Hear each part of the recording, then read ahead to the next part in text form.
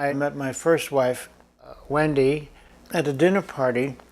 There were 3 tables, and at our table was this young, strange artist who was fascinated with Wendy because she played Ellen in As the World Turned. So the next day, the hostess, Susie Frankfurt, called and said, "You know that artist at the table that he needs some help, and could he come over to your place and maybe you could think of something you could do to help him?"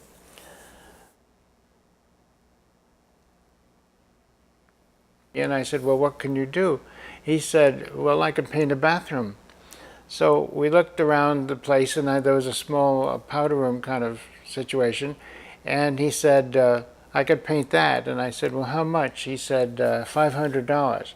I said, "No, that's too expensive. $300. We settled at $400. And the next day I had an assignment. I got back around 5:30 in the afternoon, and there he was. He had painted a tree from the ceiling, over the ceiling, down the wall, and even the roots of the tree went out over the tile floor. And then at that time he had a rubber stamp, and he was putting green leaves all on the tree, and he did that. And then he had another stamp with a drawing of cherries with 2. So he had a red cherries, sort of wishbone cherries, and he would stamp the cherries all over the tree. And then the last stamp was a butterfly, and he would take the stamp and put butterflies around the wall, and then he sort of splashed them with color. He also painted 2 calico cats, one on the floor near the tree and the other on the toilet seat. Over the years, everybody said, "Well, it's an interesting bathroom." Nobody ever heard of Andy Warhol. And when we left, a buyer came in and bought the building, and a few years later, the whole building burned down. And it was really a shame, because the Andy Warhol Foundation that I dealt with later was really angry that I hadn't photographed this bathroom. About 4 years after that, my career had taken off, and I had done several books. And I got a phone call one day to do a book on pop art. Then they mentioned that they wanted to concentrate on 5 artists. One of them was Andy Warhol. And I called him up one day and after this thing, and I said, "Andy, we're doing a book on pop art, and there's a chapter on you." And he said, "Oh, fine." And I said, "Well, where will we start?" He said, "Let's go to Lutece." And I said, "Andy," and Lutece is one of the most expensive restaurants in New York. I said, "Andy, there's a $300 budget for this project, including film and costs." He said, "Oh, all right. Let's go to 42nd Street, and I could get lost in the crowd." I said, "Andy, that doesn't work." "All right. How about in my studio on my silver throne?" I said, "That's exactly where we'll start." They had Brillo boxes, and I couldn't understand that, because I do have an art background, and to see a Brillo box as a piece of art was confusing to me.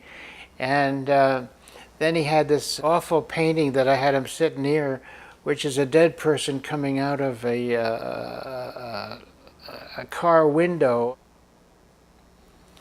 The next day, he said, "Well, come up to my home," and I up on I think it was Lexington Avenue in the 90s, and then he began showing me around the house.